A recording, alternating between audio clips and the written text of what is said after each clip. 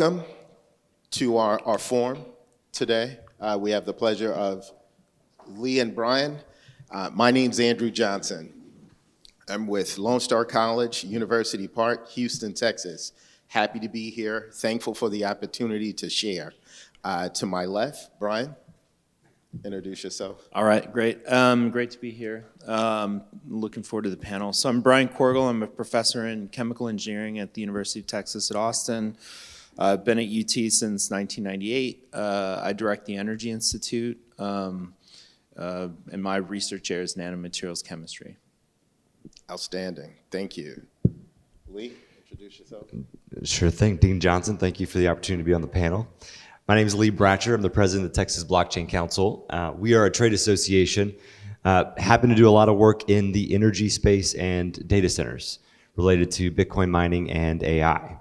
I'm losing my voice a little bit, so if I start to crack up a little bit further during the panel today, I apologize, but I'll get through it. I need to burnish my academic credentials since I'm sitting next to a dean and a professor at UT. I did do a stint in academia, did my PhD at University of Texas, Dallas, blockchain and property rights, and looking forward to the discussion today. Outstanding. So I hope you're all as excited as I am. I'm happy to talk about and learn about blockchain, and I think we'll spend some time there. But if you don't mind, I think Brian has new technology that we may not give the attention to that it really deserves. So how about we start with your area of expertise and what you want to bring to this discussion, and then Lee will follow up, okay? Yeah, sure. So I've been director of the Energy Institute for the past 3.5 years. I also direct a solar research center called the Center for a Solar Powered Future, which is a National Science Foundation Industry University Cooperative Research Center. Has 19 industry partners, First Solar, Tesla, Dow, startup companies. My career has really been spent in that kind of material science, deep technology space as it relates to energy. So my research group also does things on semiconductors, transistors, cancer diagnostics, and things like that. But in the area of energy, a lot of work on batteries, fuel cells, solar cells. So under my role as Energy Institute director, it's been a lot broader. So the Energy Institute was created in 2009 at UT Austin to really represent the 450 faculty and staff who do research in energy across campus, and think about what are the strategic initiatives that could come out of people working together at the university.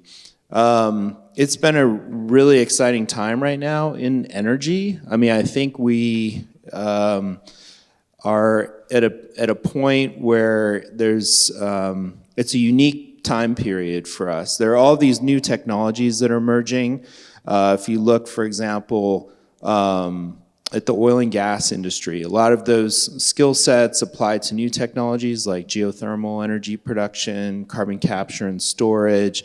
A lot of work we've been doing is on hydrogen, for example, then looking at all of the renewables, and then thinking about challenges that society is facing in terms of like grid resilience, keeping the lights on.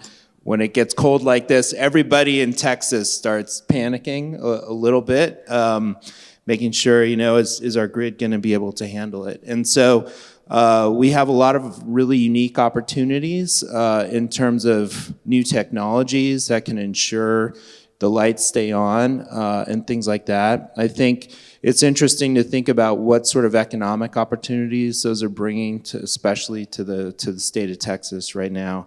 And so the last few years, I've really spent a lot of time talking to partners in the energy industry, all the way from oil and gas companies, companies on the renewable side, companies that do Bitcoin mining, companies that do manufacturing, need stable energy supplies, all of that. And then thinking about how communities are impacted by either new technologies, old technologies, jobs, a lot of workforce development. So there's a lot we could talk about. Great. I don't want to geek out too much, but I'm interested in the hydrogen. So okay, yeah. Happy to come back to that. Thanks for the share. Same, if you don't mind, a little bit about your area of expertise, Lee, and the blockchain and the impact that we're probably not paying attention to. Sure thing. Yeah, we represent about over 3,000 megawatts of Bitcoin mining in Texas. We also represent several hundred megawatts of AI data centers running GPUs for AI inference and model training.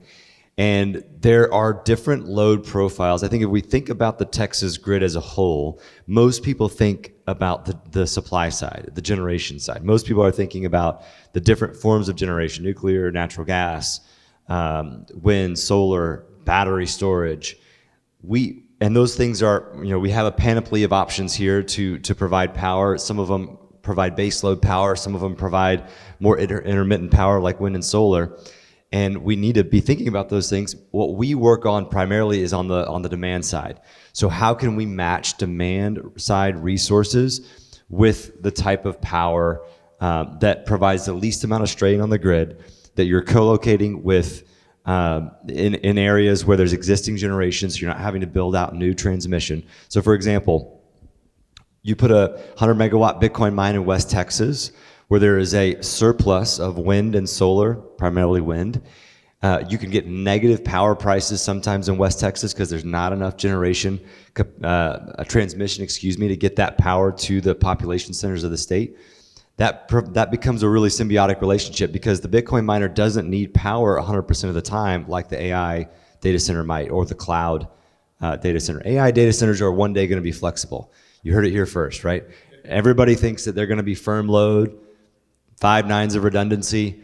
There are going to be components of AI that's flexible. You can move inference and that kind of compute around as long as you're geographically kind of dispersed in the same area. Now, cloud and some of these, hyperscaler data centers, never going to be flexible. You're never going to let Instagram go down. But so we work a lot with generation companies, think through, okay, we've got a load that's willing to go off at any time. You don't need to tell it when to go off. The price of power will tell it when to go off. So you may have that load that has 100 megawatts of power, and their break even may be, say, $90 a megawatt hour, right? And just to put that in perspective, average prices for power in Texas hover on the wholesale market between $30 and $50 a megawatt hour. And so when prices are elevated, and max prices are $5,000 a megawatt hour. So when prices are hovering in the kind of average range, that Bitcoin miner is humming, and that's what we want. We want them to be using power overnight because we have way too much power overnight. We want them to be using power during the shoulder months, like in the spring, when we have way too much power. What we really want is a flexible load that, anytime we get into trouble, that 2% or less of the time, when power prices start to go up, indicating, tight demand or high demand and not enough supply, we need a load that's willing to turn off. Most other loads, in fact, all other loads before Bitcoin mining and AI, when demand conditions tightened, they actually used more, right? Because that means on a day like today when it's cold, the residential load across Texas, as they should be prioritized, and they should be cranking up their heat. And that we should not ask them not to do that because they need to stay warm. We need industrial loads that have the inverse of that, right? When prices start to go high, when it's cold or very hot outside, they see those market signals and they're watching the prices on a minute by minute basis, and they curtail their load. Think about how much more dynamic and efficient our grid could be if you're not just having to build all this generation to meet peak demand, at 85,000 megawatts and growing every year. But we're actually having a lot of megawatts that are on during those 40,000, maybe 30,000 megawatt nights where hardly anybody's using power and the price of power is negative. We need load that's on then, but willing to be off at 85,000 megawatts.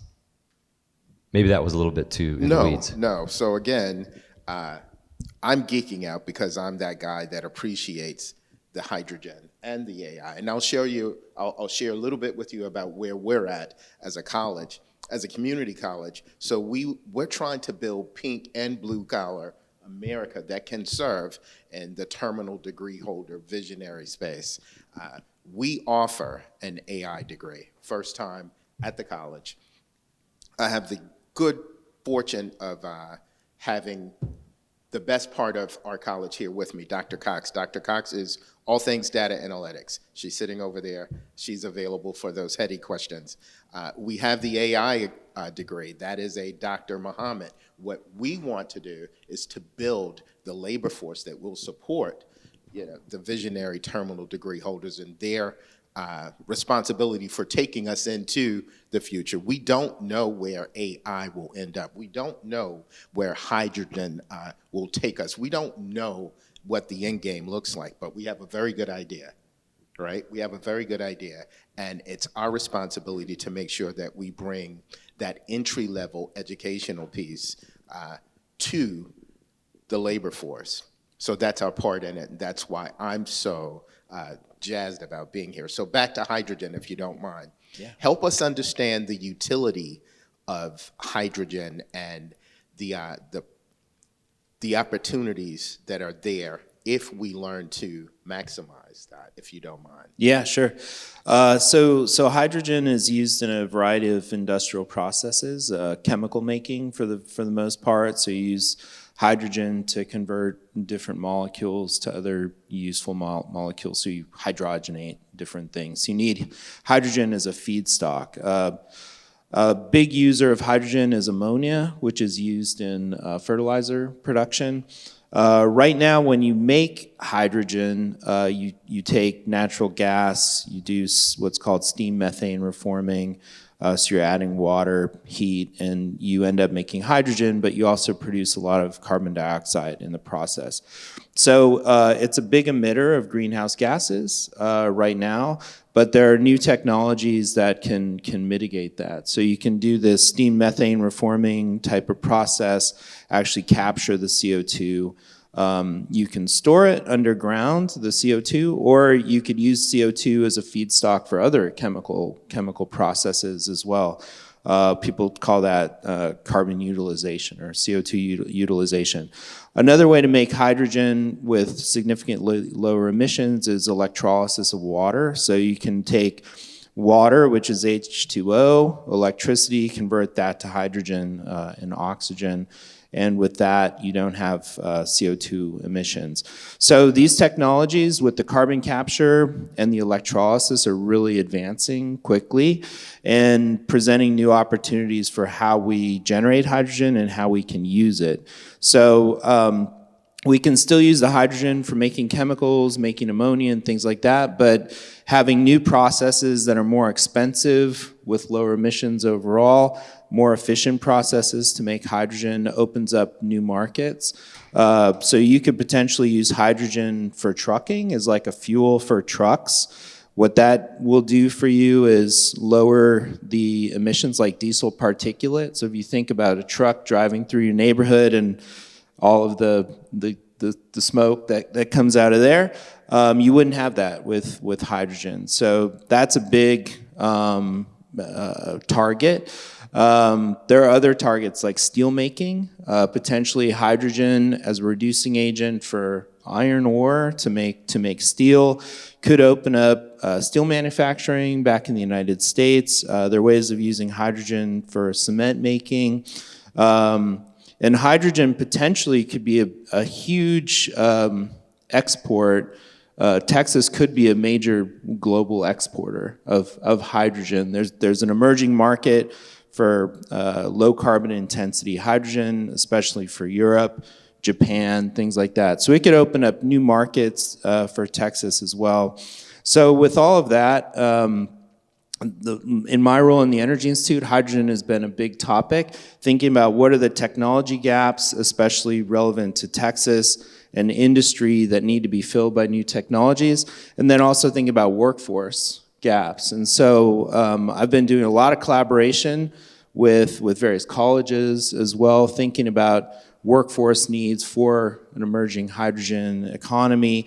I'm the principal investigator from UT Austin as part of our hydrogen hub, the High Velocity Hydrogen Hub, which is a $1.2 billion grant from Department of Energy.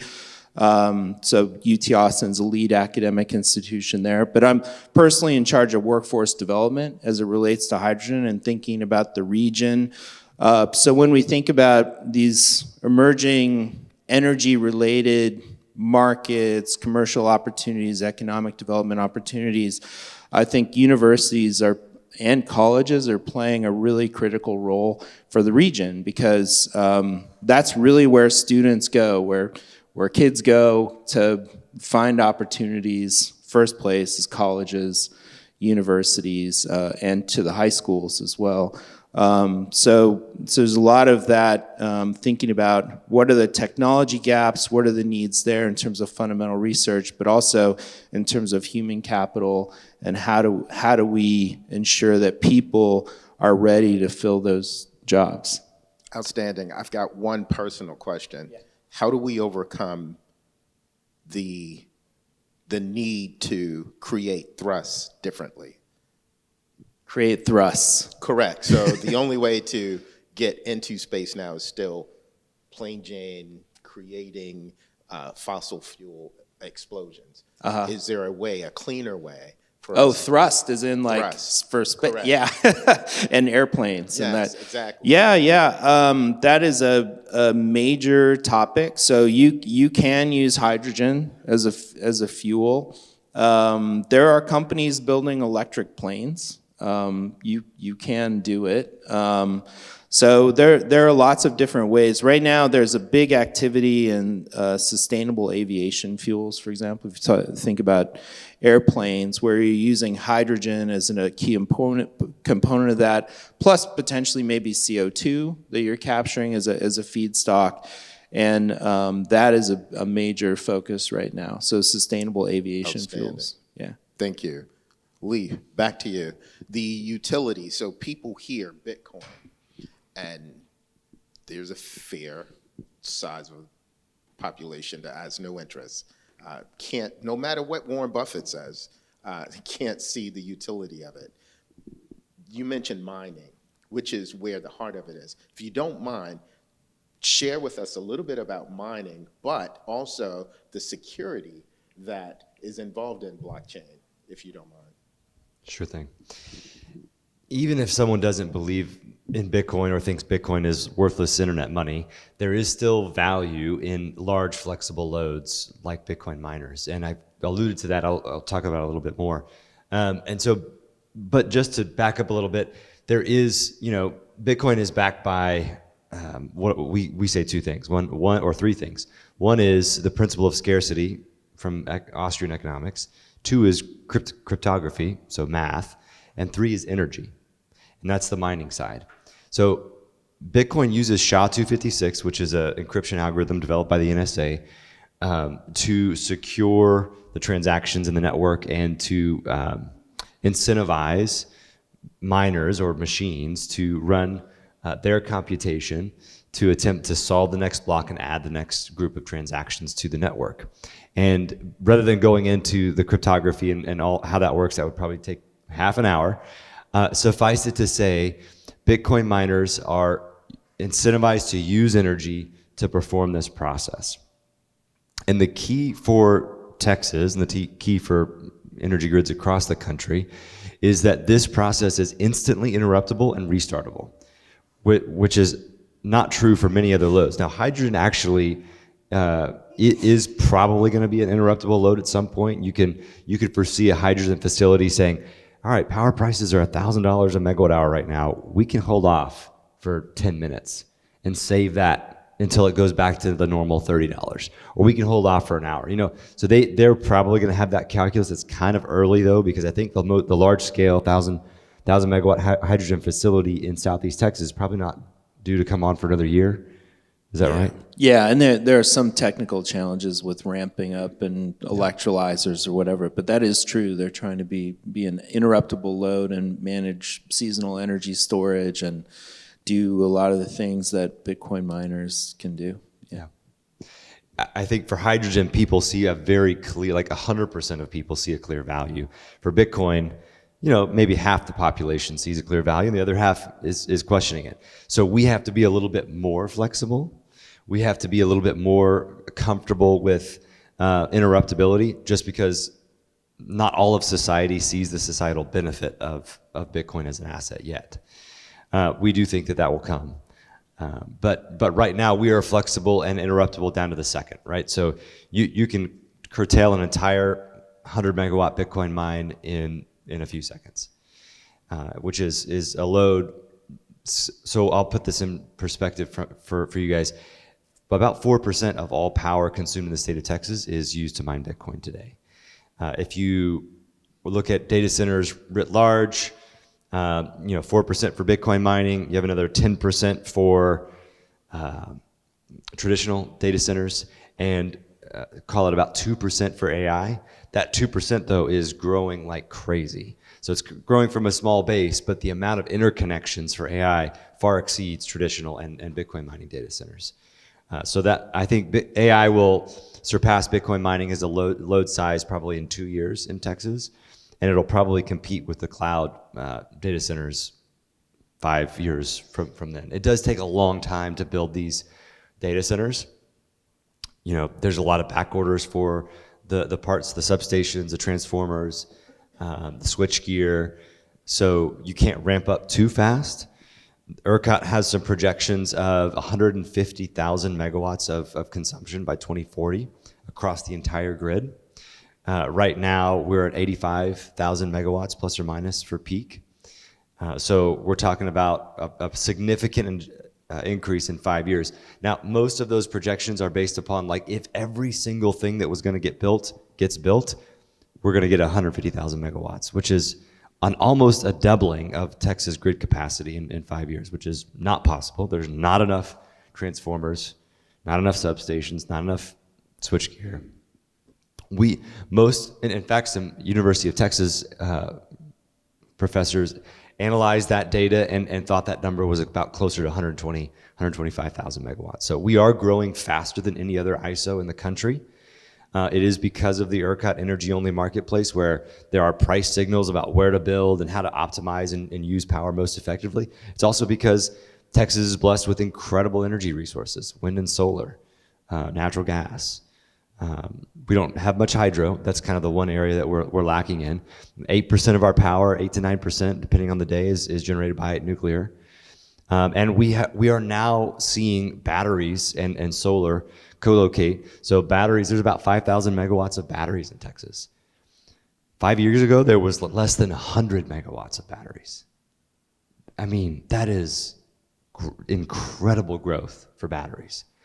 Same thing with solar. 5 years ago, there was I think it was about 2,000 megawatts of solar on the grid 5 years ago. We're at 25,000 megawatts of solar. On some days, wind and solar combine to generate more than 50% of our power. And that obviously depends on the day. Is the wind blowing? Is the sun shining? And where are we on a peak load day like today? I would assume that natural gas, if we pulled out our ERCOT apps, which I will in a second when we pass the question over to Brian, I would assume that natural gas is probably providing about 50% of our power right now. And some days natural gas still provides about 60% of our power. We need flexible loads, AI, hydrogen, Bitcoin mining, to just accommodate the flexible types of generation that we want in this energy transition. We're not going to get to 100% nuclear in ever.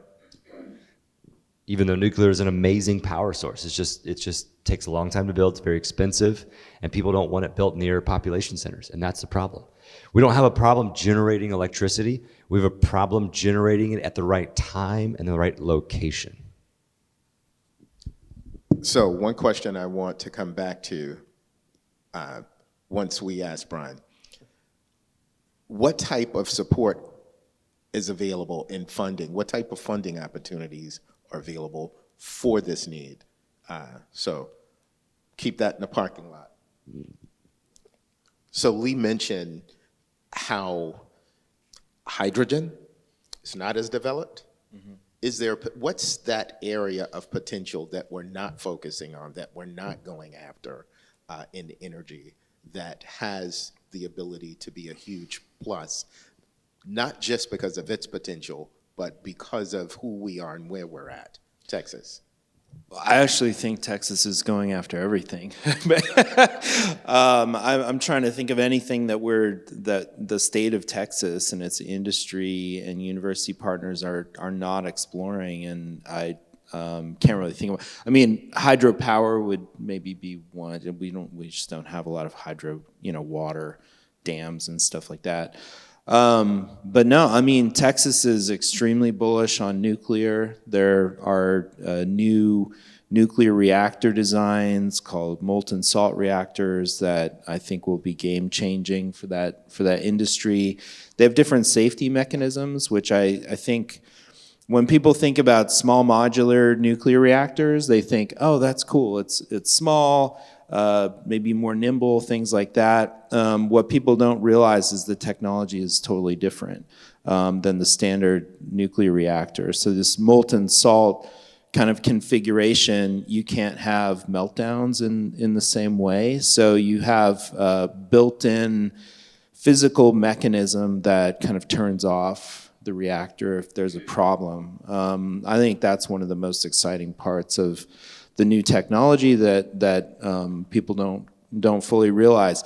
The challenge with those reactors is they haven't been built and tested yet, and so people are developing computational models and digital twins and doing all this sort of thing to really understand what the challenges are, and permitting is going to have to keep up with all of that. But like nuclear, geothermal, Texas, there are geothermal projects happening other states in the country, like Utah, for example. But those are really Texas startups, startups that came from Texas, kind of built in Houston and Austin, and that are transforming the United States, I would say, in terms of energy, carbon capture, utilization, carbon storage, hydrogen. Texas really is at the center of all of these activities. We often get compared, I would say, to California. California was very early kind of adopter or attempting to adopt hydrogen. Say 20 years ago, there were hydrogen fuel stations, things like that. It's really too early for the technology. And Texas, because it's not wedded to green hydrogen or hydrogen from electrolysis of water, like we also value blue hydrogen, which is hydrogen from natural gas plus carbon capture and storage. We have the potential to create that market that California was really not successful at doing. And if you look at the solar market, for example, in Texas, it's fascinating because Texas was I would say a late adopter of solar, like going back 10 years ago. We have all these solar resources, but Texas was not even in the top 10 of the states, nowhere on the radar. Now I think we're number one in solar power production. We passed up California. And the reason is Texas waited until about the right time when the technology was inexpensive enough and mature enough so people really could make money off of the market. I think we're poised in the same way for hydrogen right now. And so, yeah, I think I can't think of one technology that Texans are not leading in right now in energy. Outstanding. Thanks for the share. So back to those opportunities that are out there for funding, where people are willing to invest. Any particular area or funding opportunities that you know about that may not be common knowledge? Dean Johnson, are you referring to like grants and funding for Yes. on the research side or on the actual construction of infrastructure? So both. I think I heard of something. The Texas Energy Fund. Yeah. Oh, okay. Yeah. Stargate? Then there's Stargate. I'll speak to that a little bit. So the Texas Energy Fund was developed by the Texas legislature to incentivize more thermal base generation. It has not gone as we had hoped. There are very few companies willing to build natural gas because it's really hard to compete against wind and solar. You've got the $30 a megawatt subsidy from the federal government, which is 3 cents a kilowatt hour, right? So essentially, wind and solar can be profitable at power prices of zero because they're still getting the subsidy, and natural gas is just not profitable then. So we are thinking through, all right, how do we get more natural gas on the grid? Because, we can't, there's no other grid in the country that has as much renewable penetration as Texas, and it does make people a little bit nervous.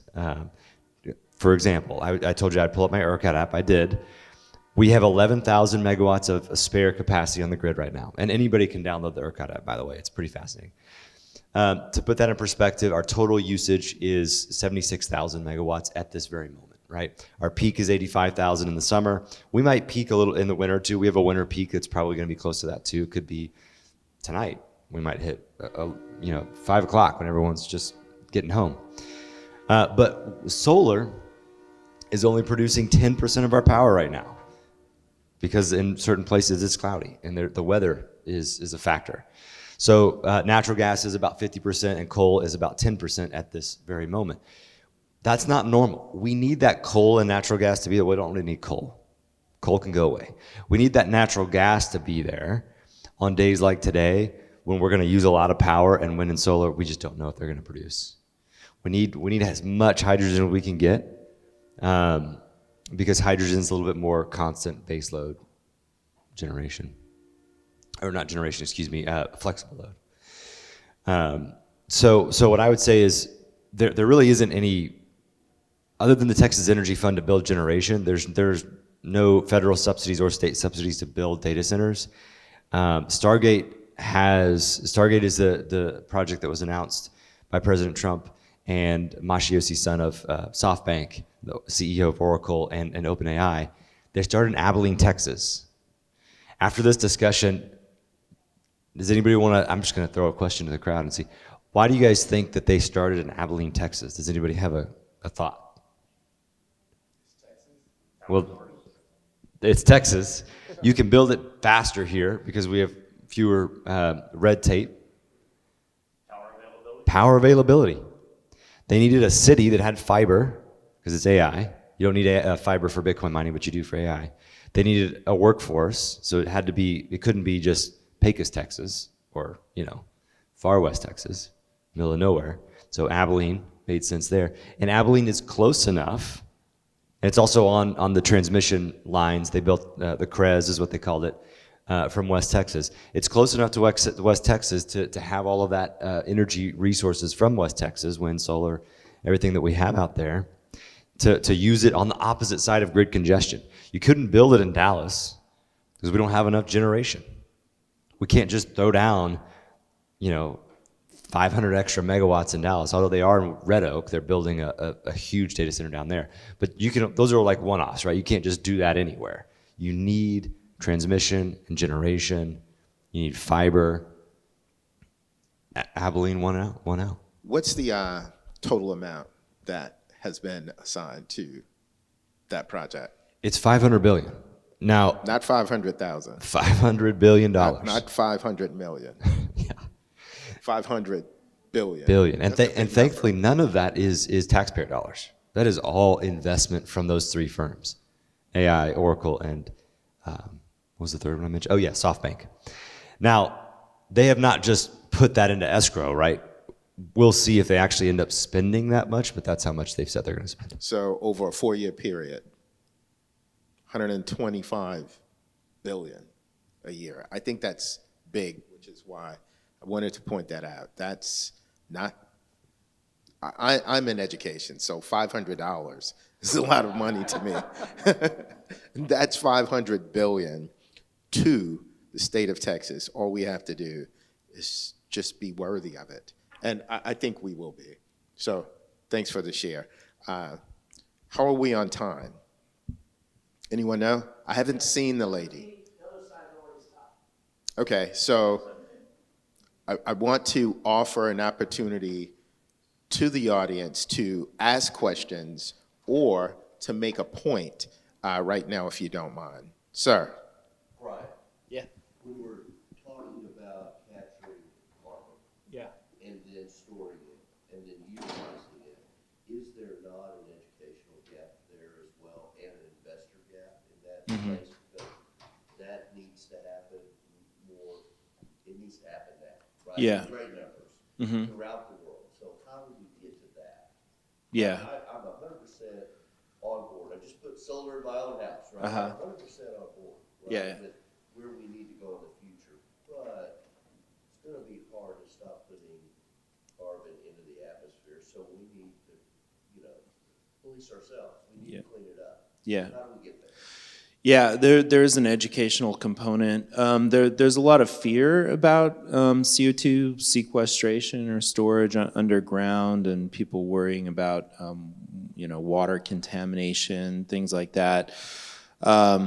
So there's an educational component of educating the public about potential risks and what are not risks.